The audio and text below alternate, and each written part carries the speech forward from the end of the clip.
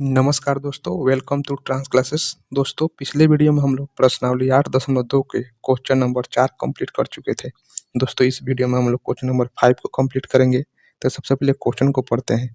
तो दोस्तों, 5 cos square 60 degree plus 4 sec square 30 degree minus 10 square 45 degree, उसके बाद बटे sine square 30 degree plus cos square 30 degree का मान पूछ रहा है। यानी कि दोस्तों, इसमें जो भी 60 डिग्री 30 डिग्री 45 डिग्री दिया है, सबसे पहले इसके मान को हम लोग देख ले रहे हैं। तो देखिए दोस्तों, जो भी ये त्रिकोणमितीय वैल्यू है, यानी 30 डिग्री 45 डिग्री जो भी है, यहाँ सब उसका मान दिया हुआ है। जैसे कि sine cos tan cosec sec और कॉट का, और यहाँ 0 से लेकर 90 डिग्री का मान पूरा दिया हुआ है। तो दोस्तों, इसी में से जिसका पूछा है उसका मान उसमें क्वेश्चन में पुट करेंगे और बनाएंगे। तो चलिए दोस्तों, देखिए सबसे पहले कह रहा है कि 5 कॉस स्क्वायर 60 डिग्री, यानी कॉस 60 के मान को स्क्वायर करना है। तो इसमें हम लोग कॉस स्क्वायर 60 डिग्री के मान को देखेंगे। तो दोस्तों, यहाँ देखिए कॉस और ये है 60, यानी कॉस 60 का मान 1/2 होगा। तो दोस्तों, यहाँ पर हम लोग कॉस 60 के मान में कॉस 60 के जगह पर 1/2 का स्क्वायर करेंगे, यानी 5 और इन दोनों के बीच में कुछ नहीं, तो यहाँ इसका मतलब है गुना।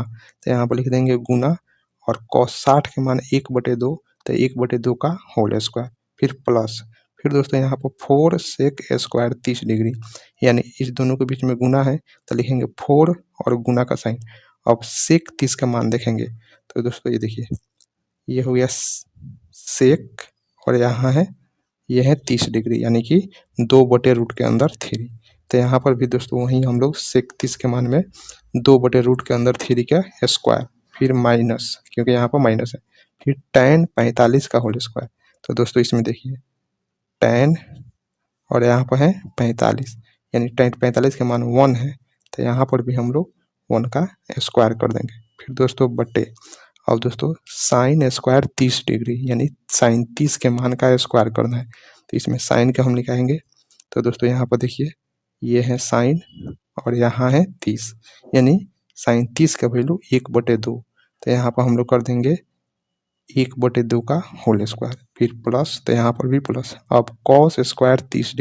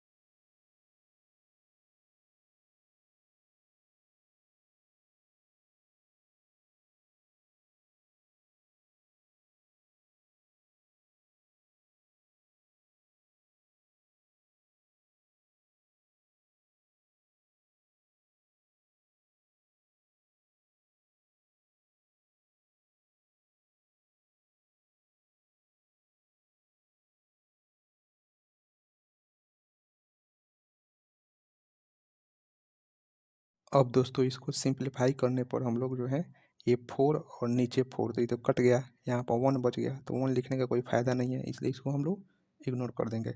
अब ऊपर वाला ये भिन्न बन गया, तो इस भिन्न बच गया, तो इस भिन्न को हम लोग सिंप्लीफाई करेंगे। तो इस भिन्न को सिंप्लीफाई करने के लिए सबसे पहले हम लोग 4 और 3 का जो है एलसीएम लेंगे, तो हम लोग एलसीएम ले लिए।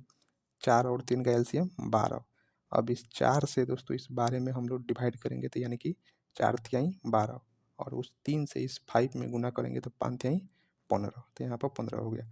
फिर इस 4 से दोस्तों हम लोग 3 से इस 12 में करेंगे डिवाइड, तो यहाँ पर बचेगा 3 चौके 12 यानी 4, और फिर उस 4 से गुना करेंगे इस 16 में, तो 4 चौके 16 चौका 64।